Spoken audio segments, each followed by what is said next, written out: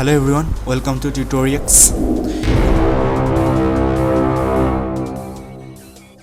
So this is the first video in this playlist where I'm gonna teach you how to make a basic Chrome extension like to get you started.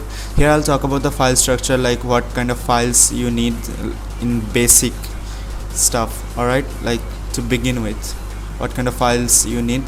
And these are the extension you see: Browser, Grammarly, the extension I use, like AdBlock, and this is some custom extension I made while I was learning how to make extension.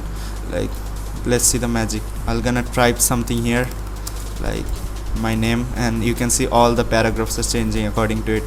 So maybe I'll teach you in this playlist how you can do that also. It's no use, but it's fun, right? Okay, so let's get into my desktop. I'll make a folder here, Chrome extension. Okay, and I'll post this folder in my GitHub so you can stay updated there. My GitHub link will be of course in the description. I'll open this folder using VS Code. I prefer VS Code personally, so it's your choice, whatever text editor you want to use. So the first file I'm gonna make, and the most important file when you are trying to make an extension, is manifest.json. So this is like a configuration file for your extension. It will contain the owner's name, version of your extension, the permission you need for your browser, the sites it's gonna allow.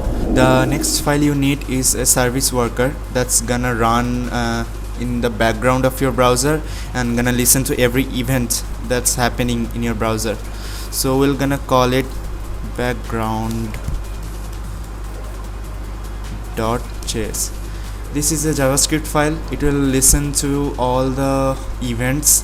Like, events can be like opening a new tab, opening a new window, bookmarking a website, like anything can be an event. And this background.js, this service worker, it can use Chrome APIs. That's like the that's what differentiate your extensions from websites and web apps. Another file we're gonna have is content.js. okay, so content script is the JavaScript file which will run in your current tab or whatever tab you want to like access.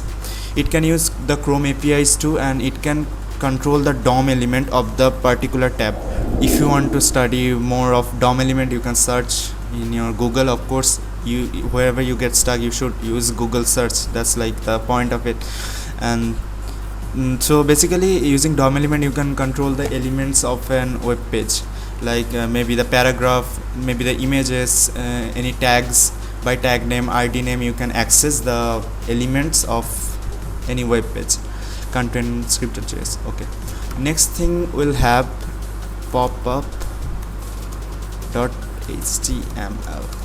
okay, so popup.html is gonna be the pop-up when you click